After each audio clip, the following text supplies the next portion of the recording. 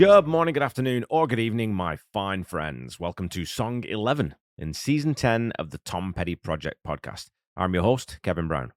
This is the weekly podcast that digs into the entire Tom Petty catalogue, song by song, album by album, and includes conversations with musicians, fans, and people connected with Tom along the way. So before we dig into social media again this week, I just wanted to shout out a couple of albums that I listened to this weekend and posted about on social media. The first is Jake Thistle's superb new recording live at the Transparent Clinch Gallery. It was fantastic to hear Jake's songs played in what was clearly a very loose, informal, relaxed setting. The stripped back arrangements were fantastic and really showcased Jake's wonderful voice. I did make a bit of an arse of myself, though, in singing the praises of what I thought was a new song, the album closer, in fact. It's a little tune called The Heart of the Matter, and for some reason, it's a song that I'd just never heard before. I will hold my hands up and say that I'm pretty sure the only Don Henley album I've ever listened to is Building the Perfect Beast. And then I know Dirty Laundry and New York Minute, but The Heart of the Matter has somehow eluded me up to this point in my life. And I'd commented on that post that if Bryan Adams had released that song around 1991, it would probably have been a number one. To which Jake replied, or Don Henley, with a little wink. Cue my extreme embarrassment. And I don't think I've talked about this on this podcast before, but I do often surprise people with the music that I've never heard. People tend to assume that I have a broad knowledge of, what's known as classic rock, but I really don't. And I always explain that I'm really not a genre listener. I tend to stumble into bands and performers, and if I like them, I don't really much care what the genre is. And there are plenty of bands who have just one album I like, and there are styles of music where there's only really one or two artists that I listen to from that genre. So I have these gigantic blind spots in my musical knowledge that are exposed now and again. However, I have now heard Don Henley's version, and I can say genuinely that I prefer Jake's acoustic take on it. Not to say that the original isn't great, and of course it features Mike Campbell, who wrote the music for it, and Stan Lynch on drums, but there's something about how Jake's voice fits that song that makes it feel like one of his own to me. The other album I fired up on CD this past weekend is The Last Day of Summer by the brilliant Jeff Slate. I love a songwriter who knows how to craft a really strong melody, and Jeff is excellent at that particular facet of the craft. Back when I had Jeff on the show to talk about You Wreck Me, we also chatted about the album, The Last Day of Summer, and I have to say that he was far too humble about this collection of songs. The singles are wonderful, and Broken Without You and The Poacher have a very easy accessibility that make them feel very familiar. But sitting listening to the entire CD, it was deeper cuts like World of Your Love and Man on the Moon that really stood out to me. I wrote on Facebook that it has shades of Charlie T and Lucky Wilbury about it, with a little sprinkling of Elvis Costello and Paul Weller for seasoning, and it's drenched in beautiful melodies and ruggedly poetic lyrics. And I was thinking about this after I wrote it. Some artists don't so much wear their influences on their sleeve as use them as a crutch when they run out of things to say. Others bring all those influences into themselves and add them to the melting pot, letting the odd flavor peek through here and there without ever muddying their own distinctive style. Jeff is very firmly in the latter camp. Everything he does sounds completely authentic and Slatean. But every now and again, you'll hear a line or a phrasing that just has a little Petty or a little Dylan or a little Paul Weller to it, and then it's gone again in a flash, leaving you with something like a sense memory of another artist. I'll leave links in the episode notes to both albums, and I'd encourage you to catch Jake or Jeff live in action if you have a chance, and do go pick up their albums if you have some money to spend on actual physical media. I'm going to keep banging this drum. It was wonderful to chat to my good pal Corey for last week's episode about the short, snappy Cabin Down Below, and some of you left me comments on the socials, which I'll read out right now. Over on Facebook, Jill Lucas commented, "Nice one, Kevin. The song for me is more bluesy than rocky, and the image is more sexy than cheeky, romantic even. I imagine a lovely log cabin down the bottom of a hill in a little valley by some trees. A little bit of smoke coming out of the chimney, soft music on the radio, and there's Tom inviting me to go down there with him. You just couldn't refuse, could you? Bucket of cold water, quick," she says in brackets. Well, I can't say that I directly relate, Jill, but you seem to be all hot and bothered at the prospect, so I'll take your word for it. It's funny that when I started really digging into Tom's music, the last thing I would have ever associated with him was being sort of a sex symbol. And being a straight man, it's obviously harder for me to see something like that. But of course, attractiveness isn't just about being, conventionally handsome or good looking. And some very quote unquote good looking people aren't attractive at all. I guess it's that magnetism thing that some people just have. And the more I started watching him and listening to him in interviews, I could definitely more easily see that side of it.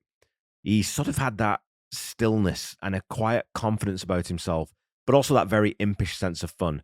And so it's much easier for me to see why a great many women, and men I assume, wouldn't have minded being trapped in a cabin down below with him. Nora Haywood Olson, who I just learned is going to be in Gainesville for the Tom Petty weekend this year, and I'm really looking forward to meeting, wrote, "A fun little and much needed light-hearted ditty, well placed after two emotionally heavy tunes. I admit that when the album first came out and I was 22, my mind went to places where a 22-year-old's mind goes when I first heard the lyrics. Sexy and dirty. Now, from my vantage point of 30 years later, I see it almost more metaphorically. Let's go to a place to get away from everyday life, to reconnect with each other with just a radio and no other distractions." And I love, love, love this take on the lyrics. It shows yet again that a song that seems so plainly about one thing can easily be viewed from a different perspective if you start from a very slightly different entry point. Thanks, Nora. Over on Twitter, the ever-present Steve Ursel commented, "Another excellent song and strong episode." Well, thanks, Steve. A relatively simple track, as you've said, but a much-needed, brighter moment to once again temporarily cut through the swirling melancholy. Great to hear Corey's thoughts, as always. And thank you, as always, Steve. I always look forward to your comments, and I love the expression swirling melancholy. That's been jotted down in my lyrics notebook for future consideration, and I will credit you if I end up using it. On Instagram, Lisa Kelly Pennington has slipped to 7 and 2 on guessing my ratings, and about hard on me said, "Oh shoot, 7 and 2. I said a 9, but when you said close to the top, but not quite, I waffled between 8 and 9, but I let my own bias get to me. I listened to this episode during some very frustrating Chicago traffic, and I don't think I'll do that again. Otherwise, great episode, Mr. Fancy Pants. I also have more pop culture from 20 years ago than I do today, which gets increasingly frustrating each year as fewer and fewer students get my references." And man, does that ever make you think back to your own school days, eh? All the teachers you thought were so boring, but probably were really cool, just a generation removed from the current zeitgeist. Okay, that's all the social media wrapped and all the waffling I wanted to do before we get into this week's song. Thanks as always to all of you who left your thoughts somewhere on my digital bathroom stall walls. Let's dig into this week's song. Featuring a fairly well-known drummer, it's time to find a friend.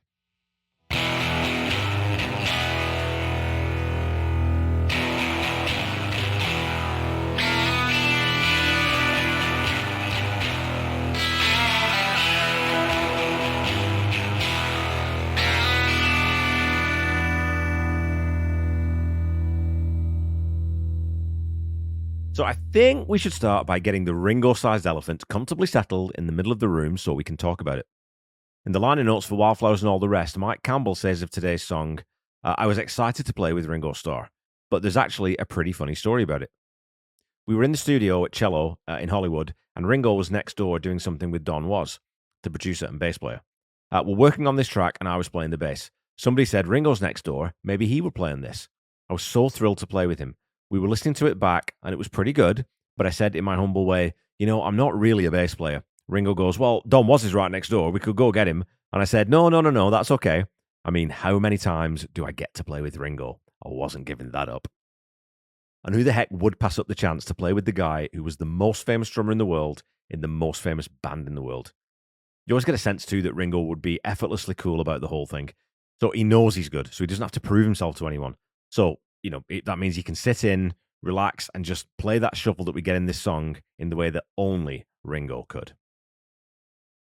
In Conversations with Tom Petty, author Paul Zolo asks, "You've played with George before, of course, and also Ringo. How is it to have a Beatle play on your music?" Tom replies, "Well, it's a luxury to have musicians of that caliber, and Ringo can really just play perfect time all day long.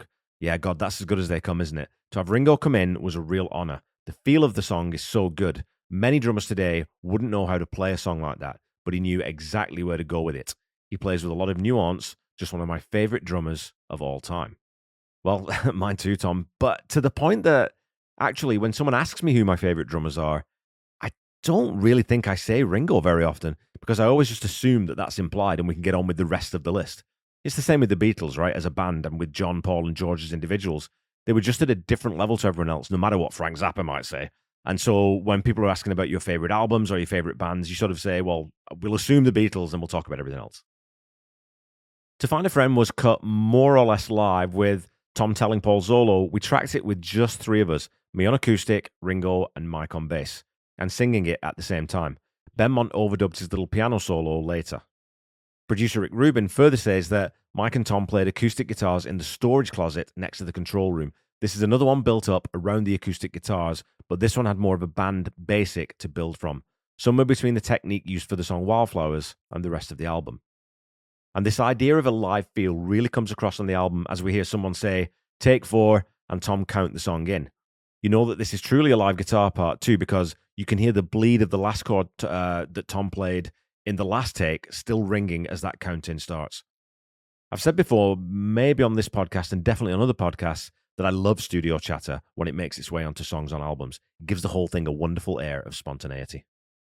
As soon as that swinging acoustic guitar comes in with Ringo's sumptuous kick and brushed snare shuffle, I'm just in heaven with this song. The way the acoustic guitars are captured on this record is basically the gold standard in my head. I honestly don't know how you could possibly record a performance any better than this.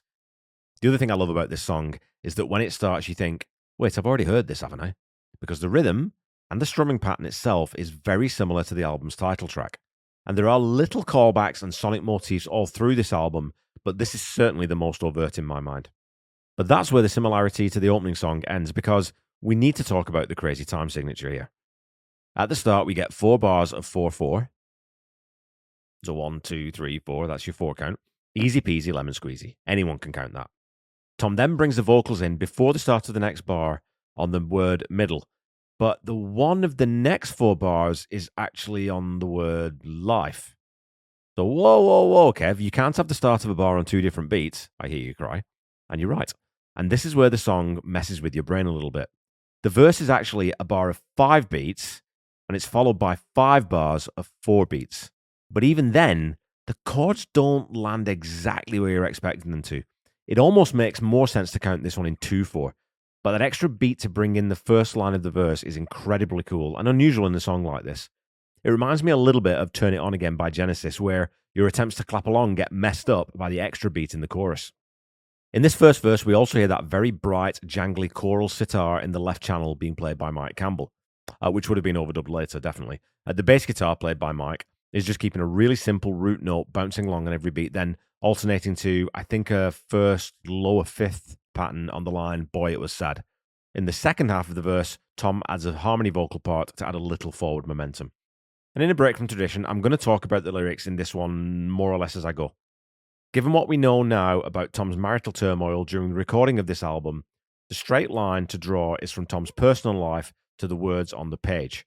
In the middle of his life, he left his wife and ran off to be bad. Boy, it was sad. But in conversations with Tom Petty, Tom refers to the protagonist of this song in the third person, telling the author Paul Zolo, I like the way that guy gets mad and everybody's quiet. And there's something about the phrasing there in the words that guy, in the way that they're used. It's an arm's length phrase, not a reflective one. And I think if this was a written piece that Tom, that I'm quoting from, that he'd written something about this song, that could be a distancing decision. But in conversation, as it comes out naturally, I think it suggests that he's definitely writing about someone else here. Now, I completely get that you could make the argument that he was subconsciously writing about himself, and a certain level of empathy comes into play for his character, obviously, in that situation. But I do think this is an outward-looking story song rather than an introspective one. I also love how the middle-age crisis is painted in 2 simple lines. But he bought a new car, found a new bar. The economy of language to get across that point so effortlessly is mesmerizingly good. And went under another name, created a whole new game. None of this is what Tom did during this period, and you would have a hard time imagining him having those thoughts for himself. Look, I'll quit being preachy now, but we'll finish this thought by saying that really sitting down and thinking about these lyrics within the context of what Tom told Paul Zolo has definitely moved the needle for me on where I think these lyrics come from and what they're actually about. We then move into the chorus, and lyrically, what a way to write something wistful, beautiful, yet hauntingly sad. And the days went by like paper in the wind. The transience of life and relationships summed up with a simple analogy. We're all blown around by forces beyond our control. Everything changed, then changed again.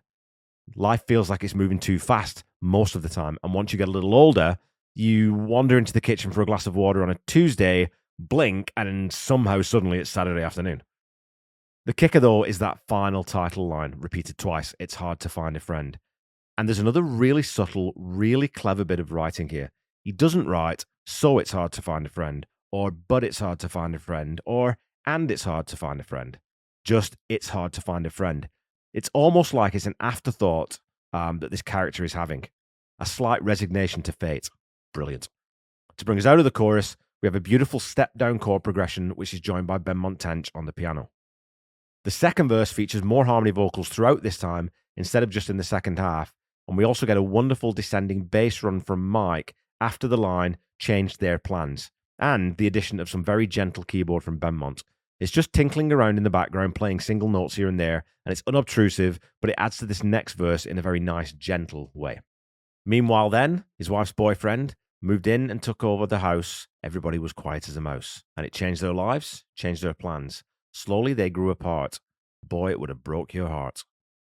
And here Tom uses that trick of writing full sentences and then breaking them up over the meter of the verse. Meanwhile then, his wife's boyfriend moved in and took over the house. Everybody was quiet as a mouse. Now, obviously, this boyfriend isn't a particularly nice person. There's a very sinister mood in this verse, and again, it's that observer role that Tom assumes as he's looking in at this scene without really judging it. Boy, it would have broke your heart is such a profoundly sad line. There's a real concession to the situation there.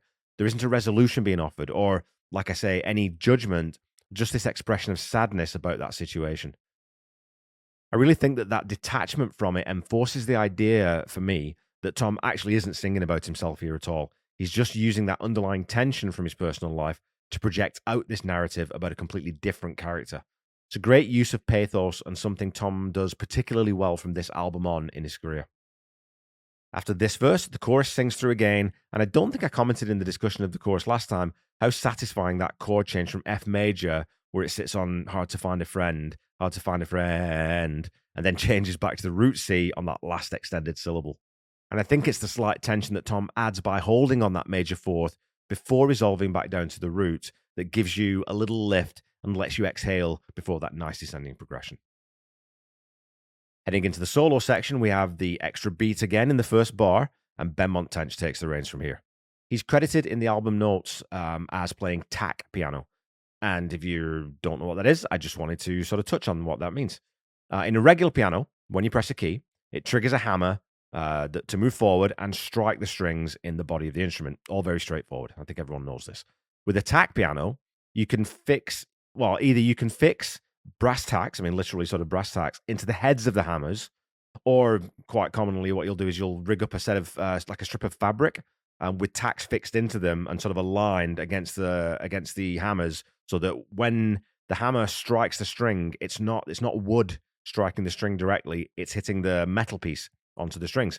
So you get that slightly more metallic or slightly sharper attack to the sound. And it's done more or less to replicate the sound of an old honky-tonk piano, and they didn't always use good quality materials, so they sounded a little bit tinnier.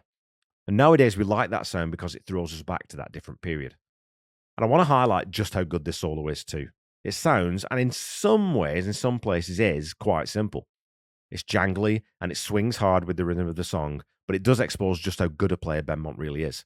Most of the time, he never leads in the Heartbreaker song, or very, very rarely. He's always there to add that color but not drive the melody. But here he gets to show you that he can tear it up with the best of them, if the song needs him to. If you listen from about 2:23, when he starts on that high trill and then swoops back down with it's a beautiful boogie-woogie phrase that is lifted straight from the ashes of Albert Ammon's Boogie-Woogie Stomp. One of my very favorite virtuoso pianists is a German-Canadian guy named Michael Kaeshammer. And the guy absolutely tears the roof off every time I've seen him live. And what Benmont does here really reminds me of his playing. It's technically superb, rhythmically perfect, and so melodic.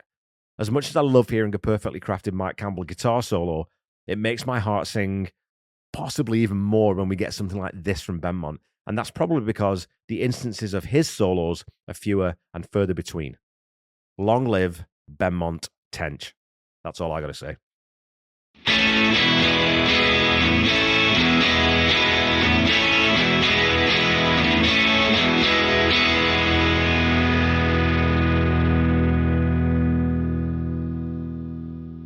Okay, folks, it's time for some petty trivia.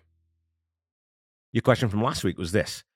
George Draculius's first producing credit was the debut album of which Southern rockers? Is it A, the Black Crowes, B, Blackberry Smoke, C, Kings of Leon, or D, the Georgia Satellites? Well, to start at the end, the Georgia Satellites' 1986 self-titled first album was produced by Jeff Glixman, who had worked extensively with Kansas before going on to produce Black Sabbath's ill-fated Seventh Star. Kings of Leon, as I like to pronounce it, formed in 1999, releasing their debut album Youth and Young Manhood in 2003, with Ethan Johns and Angelo Petraglia producing, and the latter co-writing the majority of the songs. Also in 2003, Blackberry Smoke released their first album, Bad Luck Ain't No Crime, and as far as I can tell, that was self-produced. Though their third album, and first album to chart, was partially co-produced by Zach Brown, who gets a mention in this week's episode of the Ultimate Catalog Clash. Anyway, for the answer, I'll throw to Carl Anderson, who commented on Facebook, the answer to your question for the week, the band George Draculius produced their first 2 albums, is the Black Crowes. And it's incredible to me that the same producer oversaw those first 2 Crowes records, as they sound nothing alike. They both sound terrific in very specific ways, but not similar at all. And if you want to hear a brilliant review of their second record, check out my pal Pete Nestor's podcast that I shout out fairly regularly on the show, the Honest and Unmerciful Record Review Podcast. The last episode they did before their most recent one covered the Southern Harmony and Musical Companion, and it's a fantastic listen. I'll drop a link to that one in the episode notes too. Your question for this week is this. Which famous rapper shares a birthday with Tom Petty? Is it A, Dr. Dre, B, Snoop Dogg, C, Ice-T, or D, Tupac Shakur?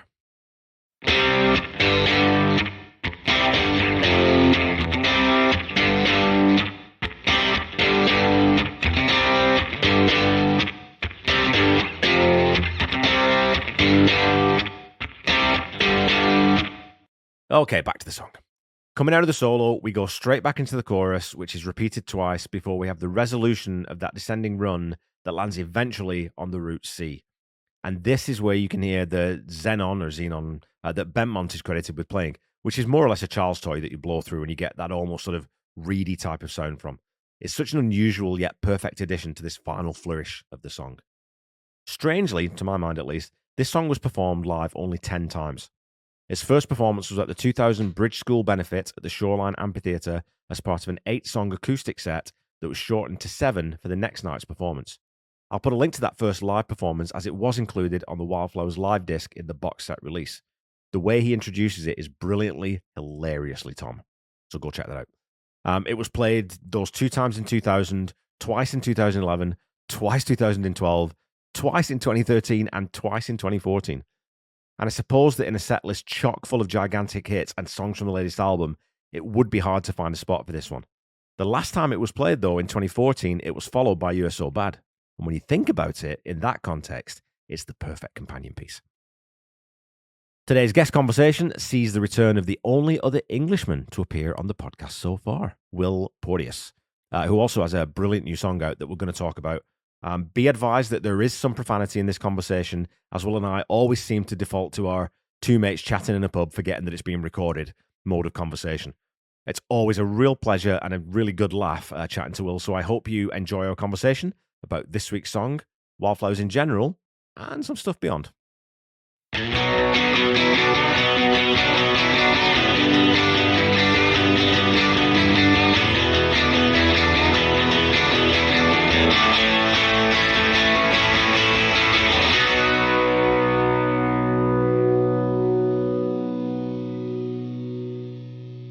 All right. Okay. Well, let's think some Petty then. Wildflowers. Yeah. We had you on last season, and we were talking a lot about Into the Great Wide Open because that's an album that is very, very meaningful to you. Wildflowers is the next album. It's a solo record. Do you remember? I mean, you're going to be younger. Do you remember Wildflowers coming out, or when do you remember that album becoming sort of, oh, holy shit, this is amazing? No, do you know what? It's mental. I have absolutely no recollection. None whatsoever. And now that's crazy, isn't it? Yeah. What riddle me? Is this the official best of Tom Petty? Right. was before Wildflowers was. Just before. I mean, Yeah, literally, they did that to wrap up their contractual obligation, yeah. and then they moved on to Wildflowers, yeah, with Warner So Brothers. that's why. That's why, because I was brought up on the best of, Yeah, um, and Integrate Wide Open. So this album would have come to me way further down the line, like miles down the yeah, line. Um, and so this it in a way it's just it feels like it's always been there, but I always feel like I'm catching up on it, which right. is crazy. But that's great because it means I have listened to this album and never got tired of it because I feel like I'm constantly having to put it back into my DNA. Whereas I don't have to do that with any well, not any, like maybe Let Me Up, I've Had Enough. I haven't had to do it with that because that's just not such a great album. But, yeah, this is the only album of Petty's really that I feel like I'm chasing my tail with it but in a really good way because I Yeah. could just never get tired of it. But that's Well, obviously because it's a masterpiece, but so it's the nice thing, though, about either discovering parts of an artist catalog who you like or discovering a new artist catalog is, especially when it's as rich as this, is this like this new present, this new Christmas present in June, right? Like, you get to enjoy something completely fresh right from scratch. You know, when I totally, when I discovered totally. Petty, when I hit Wildflowers, I was just it blew my socks off. I couldn't believe how good it was, and coming on the back of Integrate Wide Open, which again, I keep contending that that for me is the fulcrum point for Tom, as certainly as a lyricist. I think there was a change that happened during, I don't know what it was, but coming off the back of the Freedom of Full Moon Fever into the Great Wide Open and then on, his lyrics are just untouched. They're unimpeachable. Like, every lyric is just perfect. You know what I Yeah. mean? We talk about how difficult it is to Oh, write lyrics. Tom's output lyrically from this point forward, and it's not like it was poor before, but from this point on is just extraordinary. yeah, and I feel like he was in pain, but I think as any great artist, well, we know, all of us listening to this podcast and you, Kev, know that the best music comes from some degree of pain and or understanding of pain and being able to channel it. And that's what we got in this album. And I know that you've spoken to so many people on this out covering this album, and I love it. I've loved every single conversation. And we all get that. We're all on the same wavelength. And I perhaps what I don't have with this album is like the traveling relationship I have like with into the Great Wide Open, Yeah. specifically because when I travel, I get horrendous homesickness and real bad anxiety, and I use Into the Great Wide Open to felicitate. Oh my god, felicitate. That's not a word. Facilitate? Facilitate. Thank you so much, King Dyslexia over here.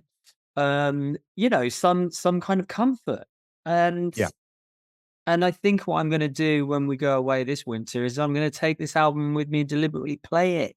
Yeah. But you can't escape that this guy was in some kind of channeling of the universe when he Yeah. went in, right?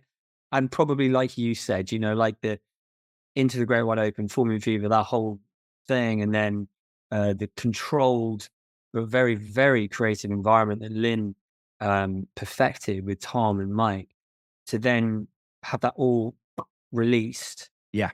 And they say that in the Somewhere You Feel Free documentary. I think Ruben is like saying that how without Lynn, you wouldn't have had this album because it was this controlled pop environment and you just didn't it was just get to it, there's this Yeah. professional and yet kind of free flowing, free falling aspect to the album. I'm going Partridge. I'm in Norfolk, so Wooden Partridge won't mean anything to our North American listeners, but you should check out Alan Partridge. It do it. probably, I mean, arguably outside Fletch from Porridge, I'd say it's probably the most fully realized comedic character anyone's ever come up with. Certainly from the I British can't believe you standpoint. just made that sentence. Cannot cannot Fletch from Porridge to Alan Partridge. I love you, pal. Where, where would the world be without Kevin Brown, people? In the gutter. Been around about the same place. I've got no delusions of grandeur at all. We are but mere specks on this pale blue dot, my friend.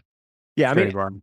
going back, like you said, I mean, to think that, and every time I think about this, to think that Wildflowers comes out essentially in one pass, fully formed. I mean, obviously, when you listen to the demo and then you listen to the final thing, it's been polished and it's been tightened. But the core of the song, what that song is at its heart, and lyrically what it is, in one pass, there's something else. I mean, I'm not a particularly spiritual person at all, but there's something else there. And I think partially what that is something we've been talking about, is being open to experience and being ready for, when you see that homeless person stuff flying down the street, noticing. And it's like, okay, Brilliant. this is something I've got, and I'm going to go follow through on this. And that's what this album feels like to me, even down to, we talked about a little bit before we sort of started recording, Rick Rubin's involvement. You get this guy in Yeah. who does not have, or you seemingly wouldn't have a deft enough hand to handle this set of very personal, in some cases, very sort of mournful songs. And yet he's the exact right guy at the right time. Bringing in Yeah. Ringo on the song that we're going to talk about today. It's that just, okay, well, being open to those opportunities and What? recognizing them and grabbing Ringo on them. this track? Yeah, Ringo plays drums on To Find a Friend, yeah. Yeah, it's Ringo's Oh my, shuffle, man. Absolutely. oh my God. You Your are, former employer.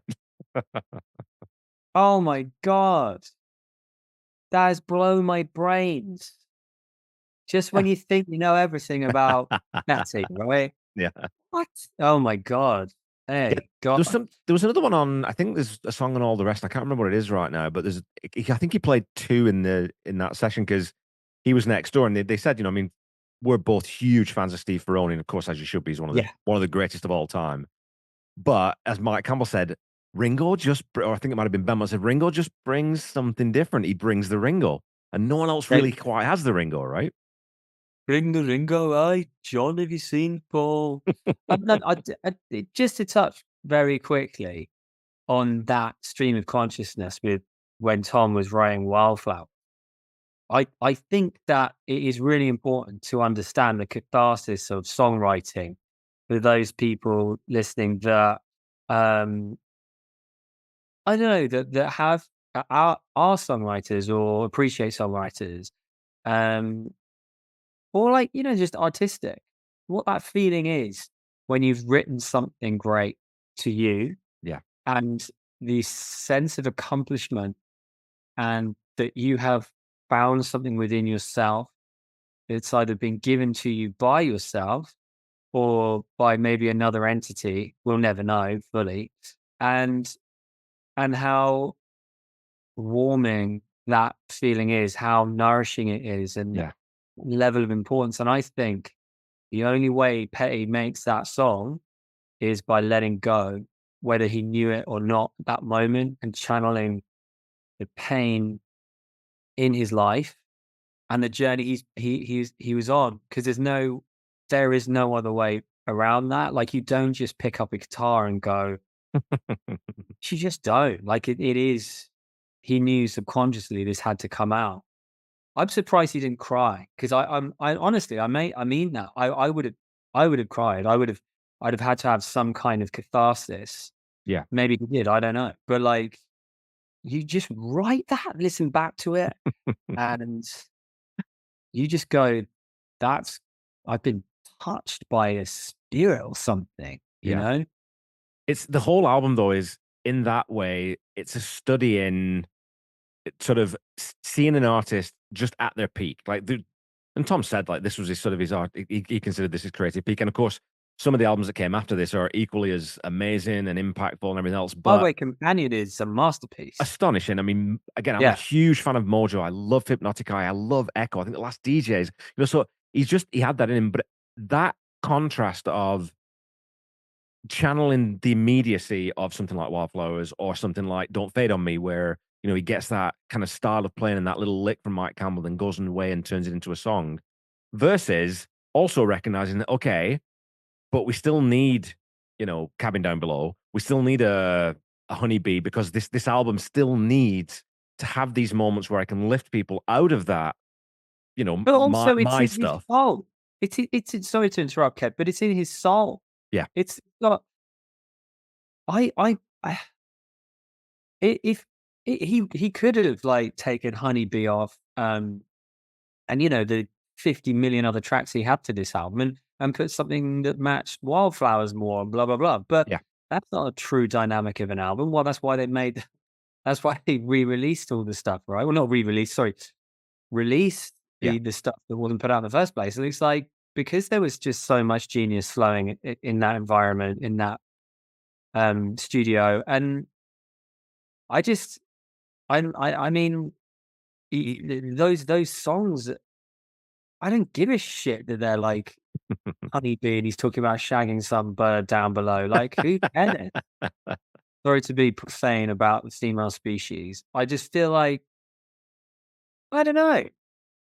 That's cool. That's Yeah, rock and roll. That's what it we is. want. It's like when I saw Springsteen on Thursday night at Wembley Stadium. One minute he's making you cry, the next he's like, "Am I thinking about my dick now?" You know? Like, that's It's what, genius. but I Is think it genius? Oh, man. well, it absolutely is, or Yeah. certainly again, there's a level of professionalism as well that comes into this, right? But I've said to a couple of at least guests before that the thing that is astonishing about this album more than anything else to me is that you do get Wildflowers, and you do get Time to Move On, and you do get Don't Fade on Me, and you do get Only Get a Broken Heart, and then you get Cabin Down Below, and you get Honeybee, and you get, a song like Higher Place, and yet it all fits. It doesn't feel disjointed, and I mean, in someone else's yeah, hands, a lesser artist who wasn't as good at, making sure that the production aesthetic is, consistent, and making sure that the sort of the through lines to the main components of the album are consistent. These 15 songs would just clash. But in yeah, Tom's hands and okay. Rick Rubin's hands, it's like, no, these 15 songs are a family. They live together. Oh, okay, on that, I've got a question for you. What songs on this album, like, what pair go the best together in terms of, like, what's the best flow of this album? Is it I can't remember the track listing, but is it Wildflowers into the next song? Ooh, Is it Don't Fade on Me into the next song? Is that it is a Honey to the next song? brilliant question, Will. A brilliant, brilliant question. Wow. I think Hard, man. That's a bit of a pickle it is. because I don't even have the track listing in front of me. So I think probably, honestly, I think the last two songs, in terms of yeah, if I'm going to have to pick the transition between and sort of, uh, yeah, Crawling Back to You into Wake Up Time, because Crawling Back to You is just unbelievably beautiful and heartbreaking, and it has a bit of a darkness underneath it, and then you get, but then Wake Up Time just releases all of that. yeah, Wake Up Time might be the best album closer in Tom's catalog and one of the best of all time because it lets it all go, right? And it says, okay, after all, we've been through this journey, and I've taken you up and I've brought you back down, and I've yeah, shown you parts of myself that I didn't necessarily want to, but I'm going to give you this at the end. yeah. When you watch the documentary, Tom talks a little bit about that, about knowing that he needed a way to close out the album, and we get that beautiful orchestration from Michael Kamen. So I'd And say yeah, probably Crawling Back to You and Wake Up Time, but I'm putting that out on social media because that's better than any of my 10 questions. So brilliant question. Um, Okay, so we're talking today, though. I kind of bugged you and said, Will, I need your help. I need you to come on and talk about a song. And we're talking about To Find a Friend, which I've already blown your mind by telling you that it's Ringo Starr, Mr. Richard Starkey, who plays drums on this. And of course, now when you listen back to this the next time, you'll go, of course it's Ringo. will I? I don't know. I feel like I don't know. God, I You feel like such trust an me, you will. idiot. And I'm really pissed off at myself because I wish you'd never said anything because this is the question I should have put to Ringo when I worked for him for 2 goddamn years.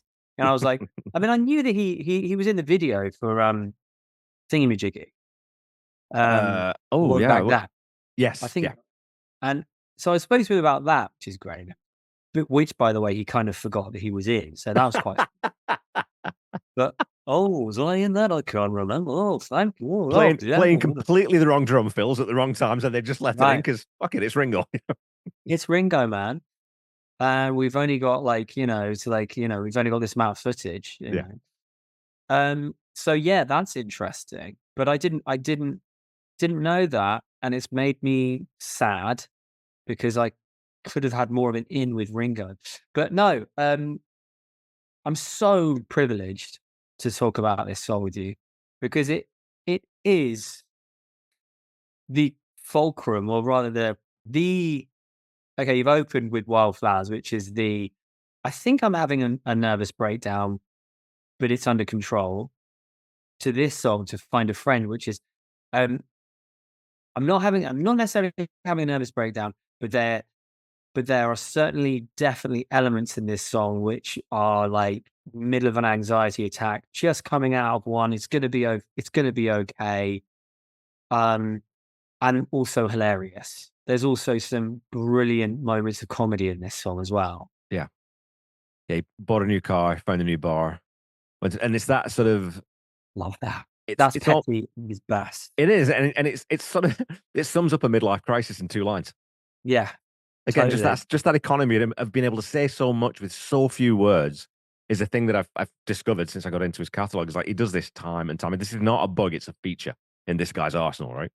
Yeah, yeah, yeah. I mean, like, that's kind of probably why him and George Harrison, were such mates, right? Because Yeah. they had that wicked sense of humor and definitely like a British leaning as well. Because the Brits, in my opinion, have the best sense of humor. Having said that, Christopher Guest is probably my favorite comedic actor of all time. But I mean, this the was it the boyfriend's wife moves into the house or some Meanwhile, stuff, then his wife's boyfriend moved right? in and took over the house. What I love about that too is though when you this is something else that I've noticed that Tom does frequently that isn't necessarily common across all songwriters, but he'll clearly just writes down a sentence that he wants to say, and then he makes it fit.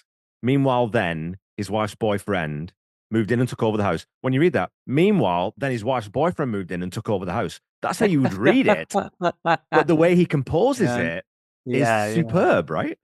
Yeah, that's such a good way of putting it, Kev. I think also, with your is it Wigan you come from? I do. Yeah, with your Wigan accent's even better.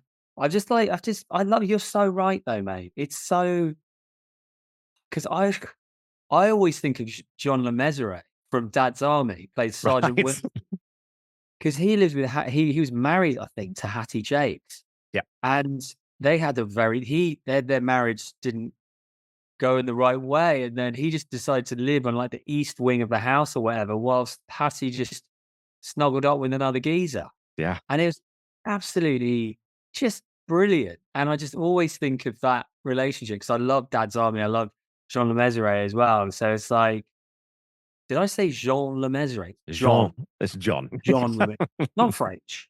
Um, yeah, and I think that's why people like you and me love Tom because there's that element, massive element of winking to the camera. Yeah. Uh, and as Brits, that's what we look for, that clever twist of comedic irony and just that, that sort of life is funny and Yeah. tragic all at once. You've said that. That's sparked two things that sometimes when there's something about a song that you've never really quite been able to articulate, and then someone says something, or you'll notice something. I know what it is now. And there Okay. is a very parochial British attitude to this song. Yeah. You know what I mean? And also, like you're talking about breaking the fourth wall there, the chorus does that, right? Because and the days went by like paper in the wind.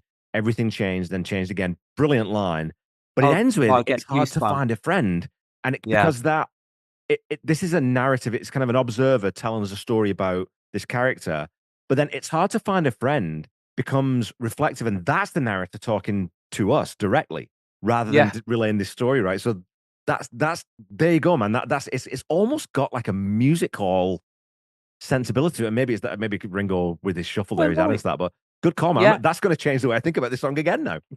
No, no, but I think that's the wonderful thing about songs.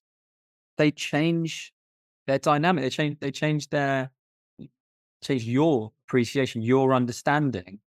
Not necessarily as you grow older, and that's why Yeah, this song, so many songs, this album are so important because they speak to an older person. You get to a certain stage in your life where shit hits the fan, and yeah, you've rolled with it, and that's why this.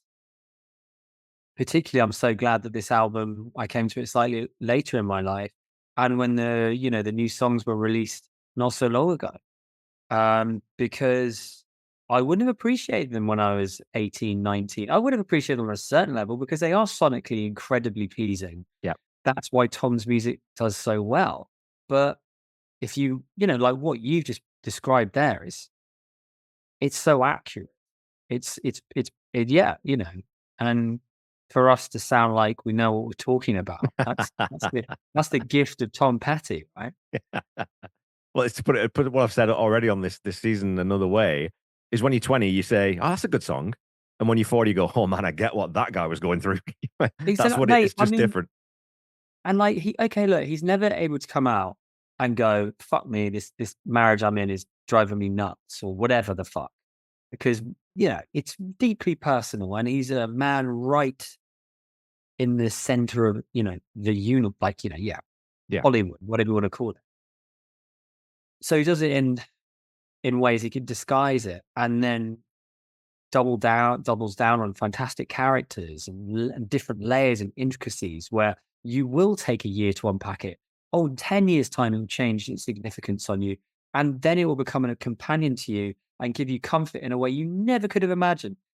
I mean, I've cried to various tracks on this album because, it, I go, you don't, they just sneak up on you. For example, yeah. like, um, one of the last, like, everything I worry about never really happens anyway, or whatever the hell Going that back is. to you. Yeah, Yeah, right. You hear that from a guy who you admire and worship, and it's okay to have anxiety. It's okay to be terrified, and it's also none of it comes true. Like 95% of it doesn't come true.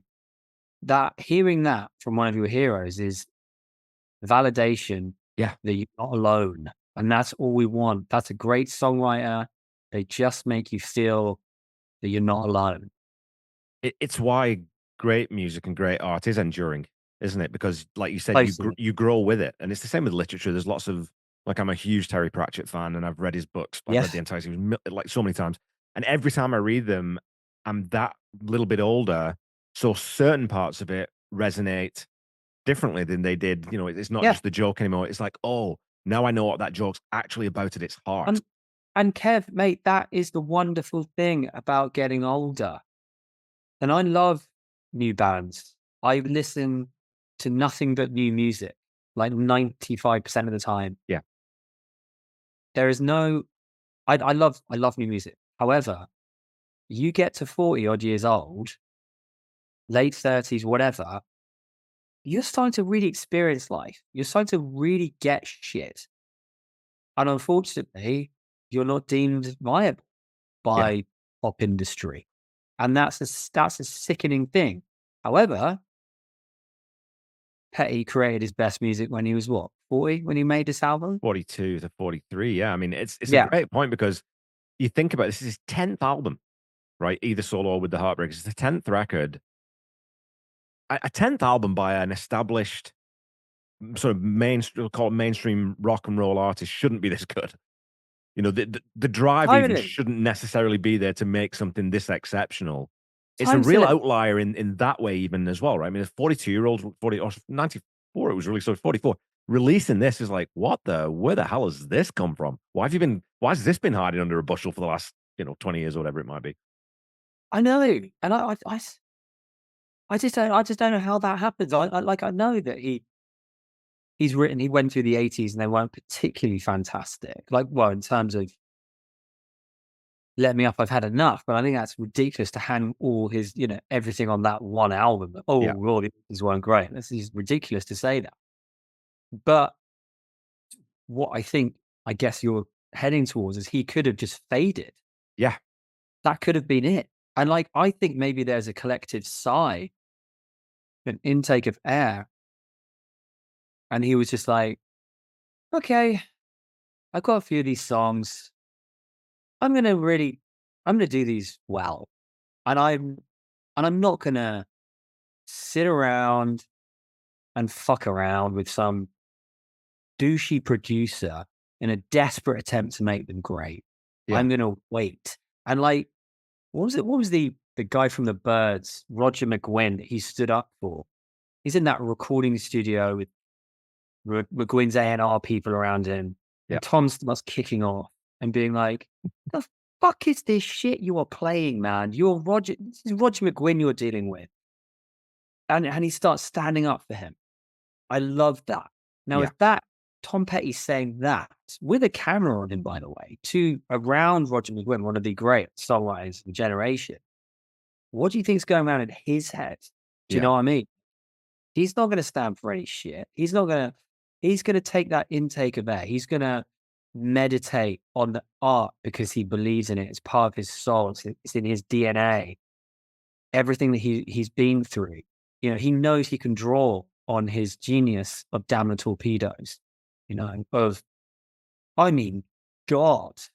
It's that point in You know, his career, though, I think, and again, I have to write an essay about this to really sort of formalize my thoughts on this I can't believe transitory you haven't period. written anything about Petty already. It's absolutely ridiculous. Like, I write seriously, every damn episode, man. I've written thousands of lines. No, come on. what I was going to say was, Get your but this album, you really get this. There are hits on this album, or there are sort of, radio friendly songs on this album, but there's nothing on this album or any album from this point where Tom's got one eye on the charts. I think no. it's like it's if something charts and it does well, great.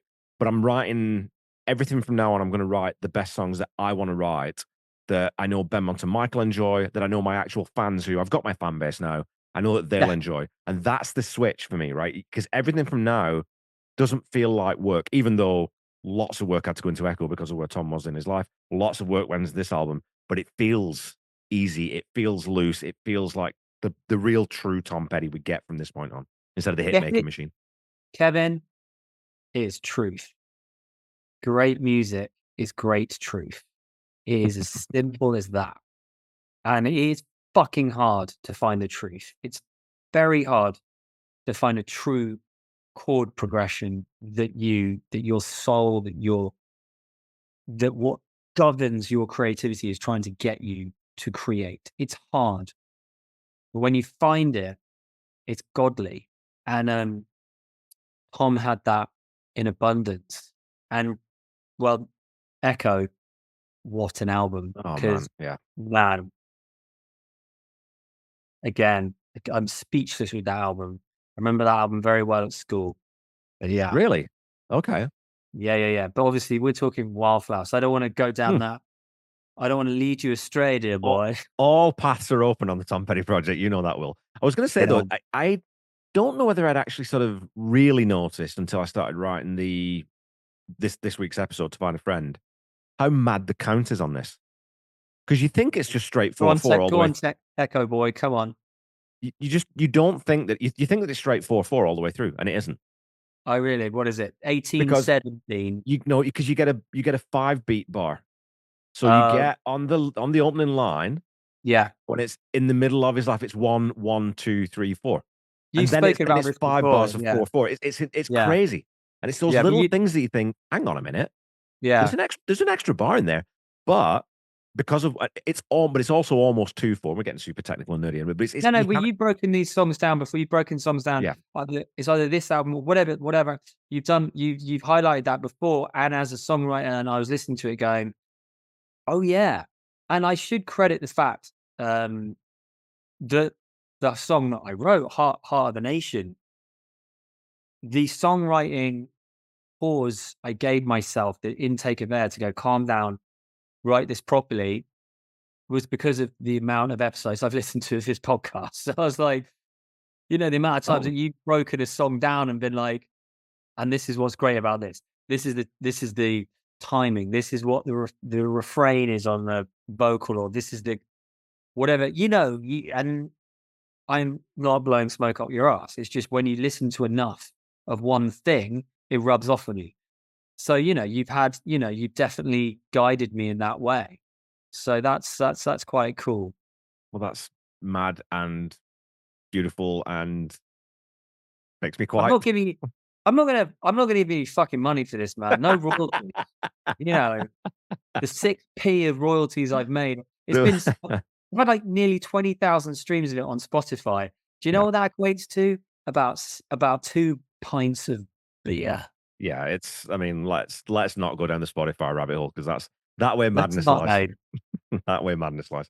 Yeah, I mean, well, like I said, I mean that's super cool, and I do take at face value when people say that they enjoy the show or they get something from it. So I've kind of got over that thinking, really, what? So it's like I take that at face value. So thanks for telling me that, man. That's made my No day. sweat. But I think there are songwriters that listen to this podcast, so I think it is valuable. And even people that aren't songwriters, people get off on that. You know, it's like behind the curtain, the Wizard of Oz. Do you know what I Yeah. mean? People want to know what's going on, and that's what gets me off anyway. Back to Tom, you know, those maybe Wildflower, maybe he had that fan base, money in the bank, Yeah. wanted to write something perfect and beautiful, and he just thought, I don't care. I don't care about the radio. This is what, let the chips fall where they Yeah. will. And thank goodness for that, man. I mean, like I said, I think that the way this album was received critically and by his peers, and the process of making it while he was had, you know, because I've talked about this a little bit on the show before in my episodes, that yes, it's kind of him dealing with elements of his personal life and his mental Yeah, health, but it's also escaping from it and ignoring it as well, right? And being in the studio for a long time, 18 months, it gets him away from it. And now he's just hanging out with Mike, and he's hanging out with Ben, and he's hanging out with yeah. Steve, and he's hanging out with Ringo and all that kind of stuff. So I think that there's sort of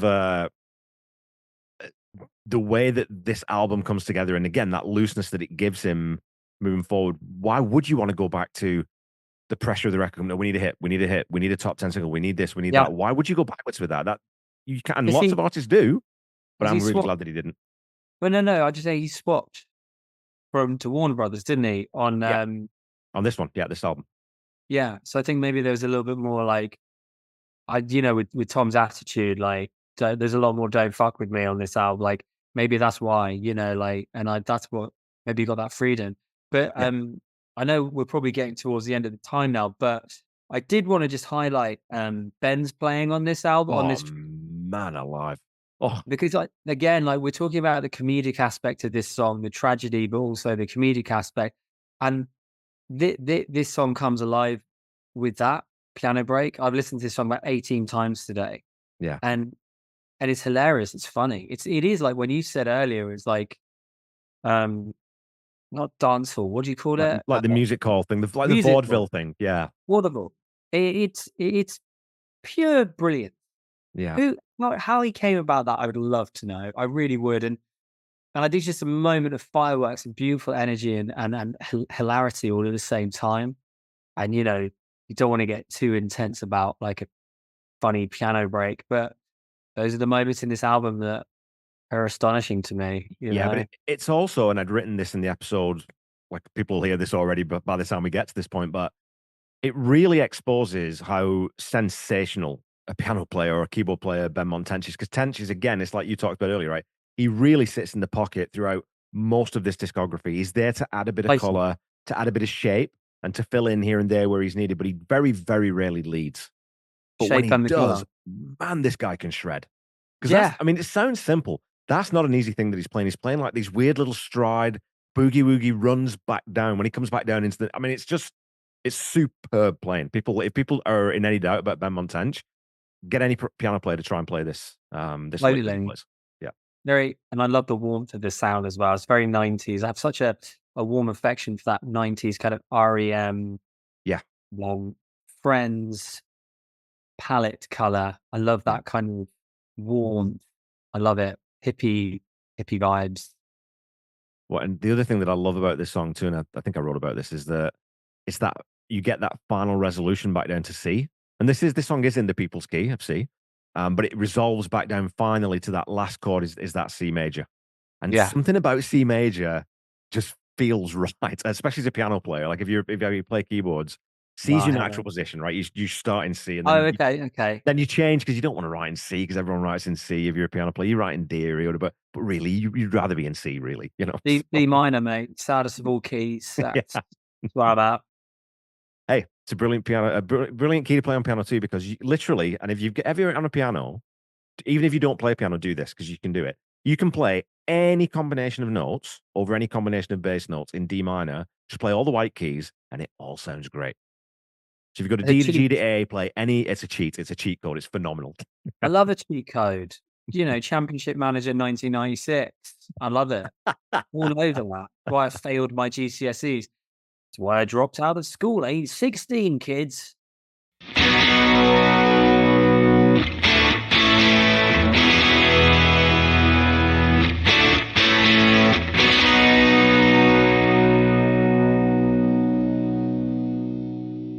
Okay, Pettyheads, that's it for this week. I frequently throw this song on if I'm sitting outside with my wife or if I'm looking for a Tom Petty song that someone likely hasn't heard. There's something about that lovely lazy shuffle underneath those beautifully bright guitars that I really, really enjoy. I also think that lyrically, this one is cleverer than it seems superficially, and that overall, it's another one of those little hidden gems in the Petty catalogue that is elevated to an entirely different place by Benmont Tench's superb piano playing. I went into this song thinking that I'd give it probably a 7 or an 8, but after listening to the nuances in it and really paying attention to what Benmont is doing in that solo, I'm pushing this one up to a 9 out of 10.